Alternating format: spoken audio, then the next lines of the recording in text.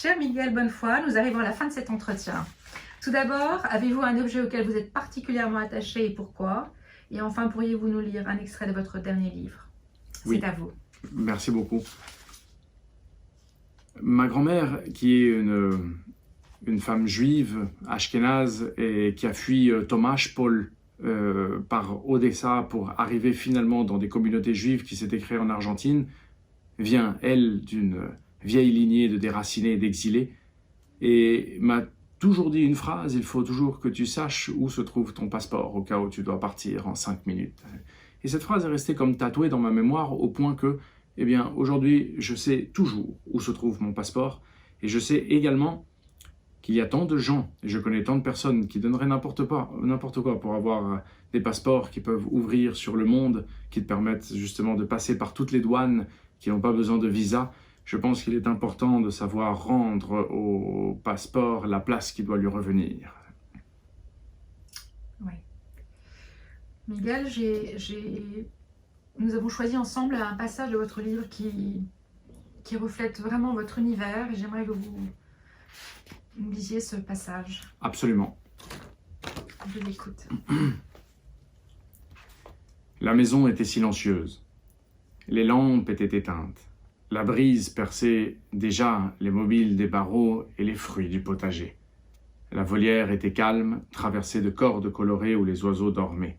Les rossignols avaient fait leur nid dans des niches, et les padas, parés comme des princes, s'affûtaient le bec contre le grillage. Tout était baigné d'une lumière bleue. Et Margot eut l'impression de vivre un instant unique, si bien qu'elle s'arrêta dans sa course pour contempler toute la beauté de ce tableau dont les éléments réunis avaient atteint dans cette minute suspendue une étrange perfection. Dans son avion, elle distingua une silhouette encadrée derrière la vitre de la carlingue, puis la tête de Helmut Drieschmann, encastrée dans les manettes, en train de réparer le tableau de bord. Il lui sembla plus pâle, plus diaphane, plus transparent qu'à l'ordinaire, comme s'il disparaissait avec ses yeux brillants, ses fins sourcils blancs et son front d'ivoire. Alors, elle entendit sa voix, fluette et mélancolique, comme venue d'un autre temps.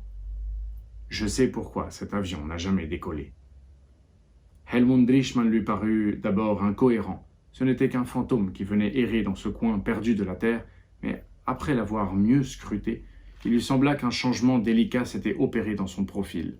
Il ôta sa veste en drap et retroussa les manches de sa chemise en laine. Elle voulut reculer, mais il se pencha vers elle et l'embrassa.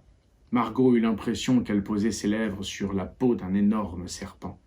Elle sentit quelque chose de froid, ses veines gelées, et quand il la serra contre son torse, elle crut entrer dans un morceau de glace. Cependant, elle détendit son corps, laissa tomber sa tête en arrière, écarta ses cuisses et s'agrippa aux ailes de son avion. Elle dut se cramponner plus fort encore et mettre une main sur sa bouche pour ne pas réveiller tout le voisinage quand une vigueur épaisse la traversa comme une lance, la replia sur elle-même et faillit la casser en deux.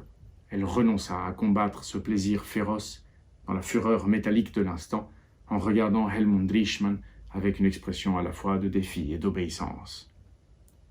Ils firent l'amour une seule fois, mais Margot eut l'étrange sensation que, bien qu'il fût adroit, c'était sa première. Elle lui rendait dans la mort ce que ce soldat, décédé trop jeune, n'avait pas connu de son vivant. Ce fut un plaisir nébuleux, dont la parfaite plénitude fut rythmée par le vol incessant des oiseaux dans la volière et l'odeur sèche de cambouis. La passion honteuse que ressentit Margot pour Helmut Drieschmann fut probablement l'émotion la plus onirique de toute sa vie, plus intense même que son vol au-dessus de l'école d'aviation, et un demi-siècle plus tard, elle continuerait de l'invoquer dans ses nuits solitaires et profondes. Tandis que Margot vivait cette première nuit d'amour, Lazare, son père, savoura sa dernière. Pendant toute cette journée, il avait faim le naturel, travaillant avec son habitude.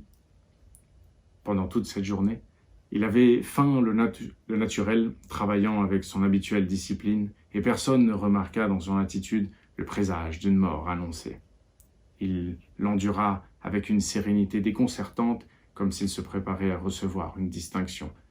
Ce soir-là, il rangea ses affaires dans sa chapelle, classa ses factures, et avant de sortir éteignit les lumières de son atelier d'un geste lent et nostalgique en inspirant pour la dernière fois l'odeur de farine. Il ressentit une secousse légère, mais presque aussitôt une sensation de soulagement immense, de délivrance, comme s'il avait attendu cet instant depuis sa naissance.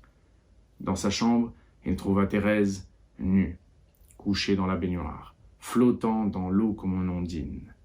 À ses yeux, elle était aussi resplendissante qu'au premier soir, quand ils s'étaient aimés lors de cette nuit de noces aux fleurs de bleuet et aux odeurs de coriandre.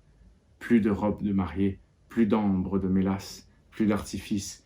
Ils étaient arrivés à un âge où l'on a besoin d'une simplicité automnale pour faire l'amour. Là, il y avait une femme au corps fragile comme une patte d'oiseau qui avait perdu la fermeté de ses hanches, la rondeur de ses fesses et qui le fixait avec une douloureuse confiance. Une nouvelle nudité se dessinait.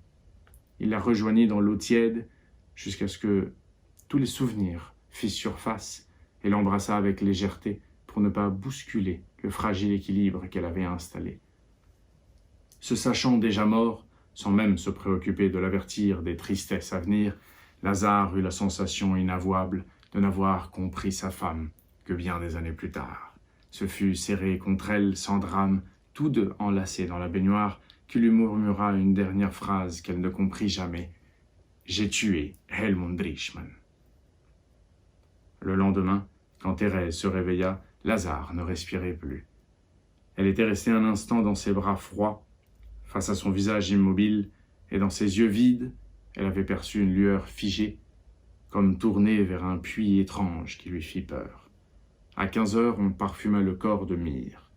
Thérèse, avec des gestes doux et lents, pleins d'une tendresse déchirée, lui passa son costume rayé, dont il aimait orner la boutonnière d'une valériane cueillie le jour même, et lui appliqua une huile odorante sur la barbe, avec plus de délicatesse encore qu'il n'en mettait lui-même. Elle fut surprise de le trouver si maigre, si rabougri, comme si la mort avait emporté avec elle une part de lui-même. Hier soir encore, dans la baignoire, elle avait serré dans ses bras un homme vigoureux, puissant, mais elle découvrait à présent une pierre sèche et creusée, un dos aux os saillants, une poitrine aux cicatrices mauves et laides. Le corps de Lazare, après 49 ans d'ambition et de révolte, de vie commune et de stérile douleur, portait l'empreinte d'un long combat où il s'était investi à plein poumon.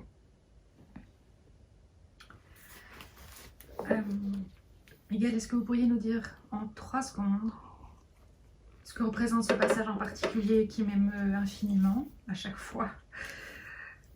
Absolument. Un passage compliqué parce que d'un côté il est toujours difficile de faire des scènes d'amour, puisque lorsqu'on vit l'amour, on le vit avec une telle intensité, avec une telle porosité des corps, avec une telle puissance, avec une telle fulgurance de l'instant, et quelque chose qui est si infini qu'il est difficile de pouvoir en parler avec de la langue, avec des structures narratives, avec des phrases, avec des conjugaisons, avec la limite de la grammaire. C'est comme essayer de faire entrer le ciel dans une bouteille. Et puis, difficile aussi parce qu'il fallait que je fasse la première scène d'amour de Margot avec un mort. Et en même temps, le même soir, au même instant, comme en filigrane, enfin, en transparence l'un sur l'autre, la dernière scène de Lazare, qui lui était à quelques heures de sa mort et qu'il faisait l'amour pour la dernière fois avec sa femme. Donc quelque part, tu avais 2 scènes qui s'opposent et qui pourtant devaient être l'une à côté de l'autre dans une correspondance et un dialogue parfait. Là a été sans doute la difficulté de cette scène. C'est magnifique. Miguel Bonnefoy, merci pour votre générosité, pour votre lumière. Vous êtes solaire, vous êtes incroyable, vous le dites souvent, c'est une expression que vous avez, il y a un avant, un après. Il y a eu un avant, Miguel Bonnefoy, il y a eu un après. Merci, merci infiniment. Merci.